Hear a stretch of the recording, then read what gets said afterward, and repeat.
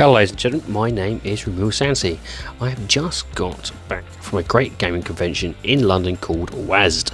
I would like to share with you some of my highlights. First up, what is WASD?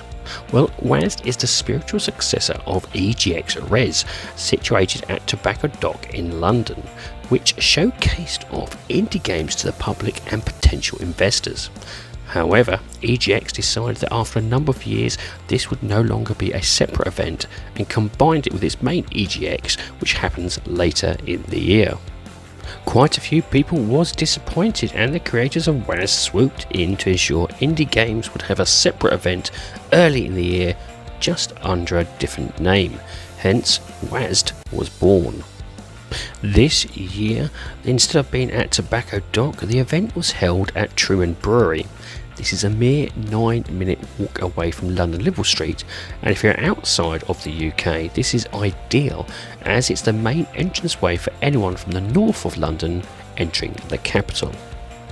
Once we got there and received our passes, we were then allowed to sample the sweet nectar that is the games.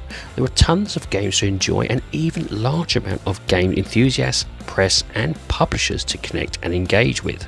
So, without further ado, here's a small selection from the amazing event which I hope you will also one day visit.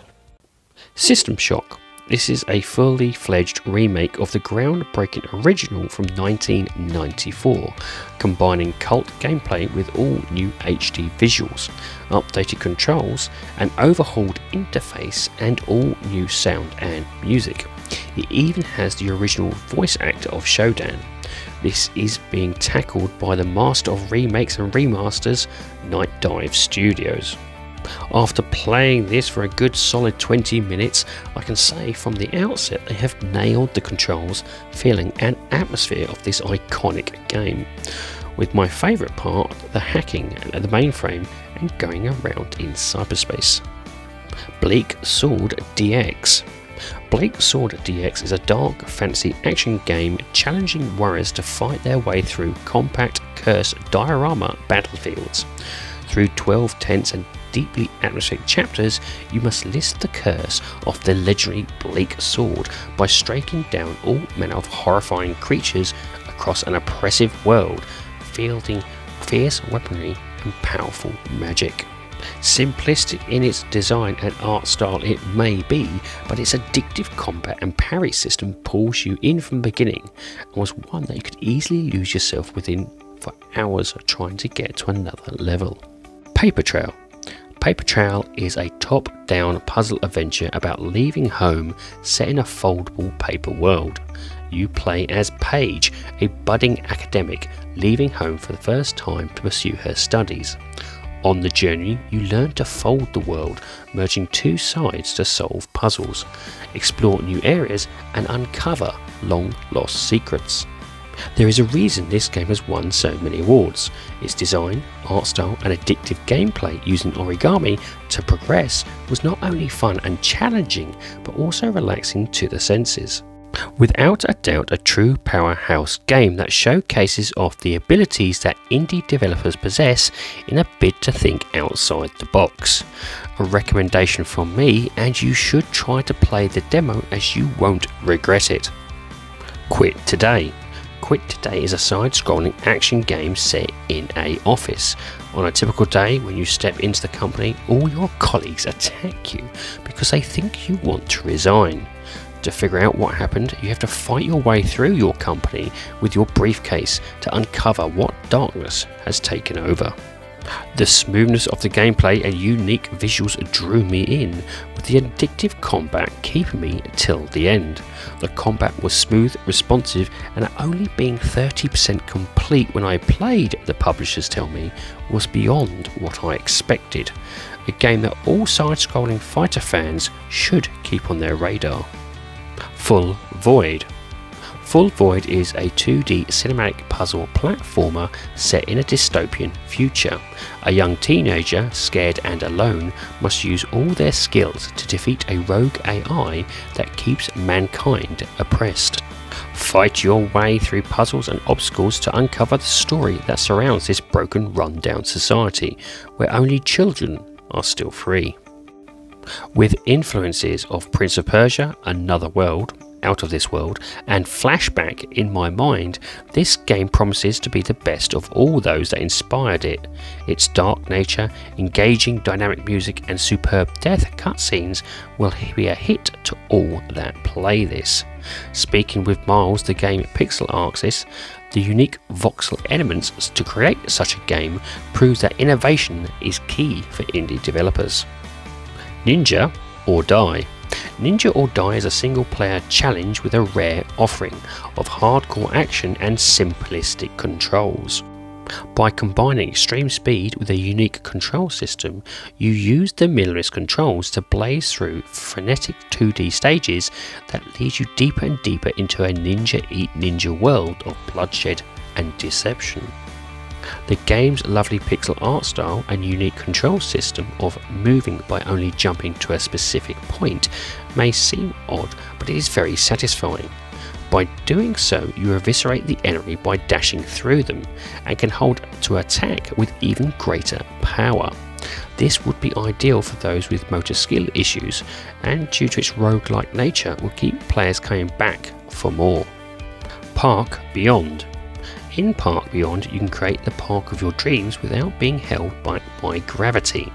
The accessible controls and a story-driven campaign mode will help you learn the ropes of park management and build increasingly crazy rides and modular coasters.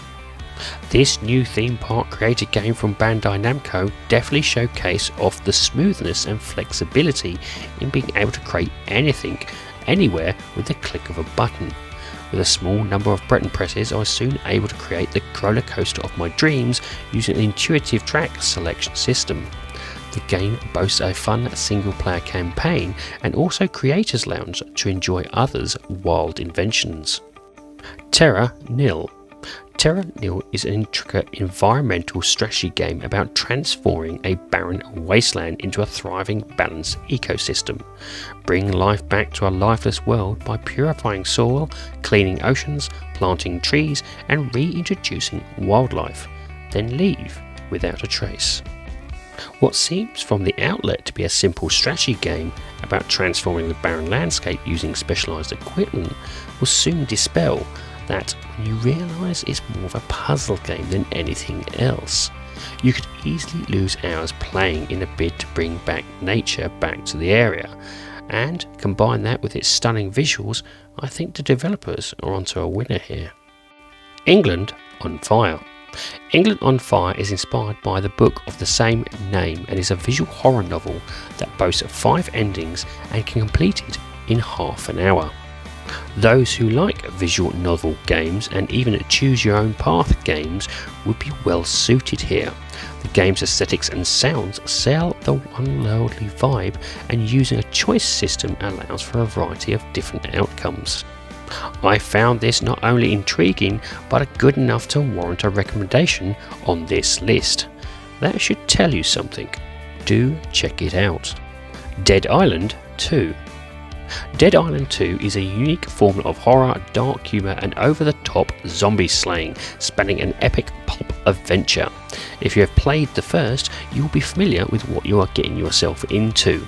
Meet larger-than-life characters, slay countless foes in exquisitely bloody detail, and evolve to become the ultimate zombie slayer.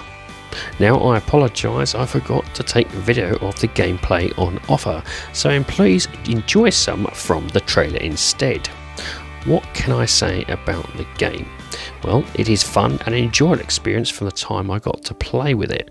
Sound is really engrossing with horrendous noises keeping you on your toes. So much so, I actually had PlayerUnknown's marketing manager walk past me and made me jump out of my skin. This will be on my watch list for sure, and one I think should be on yours.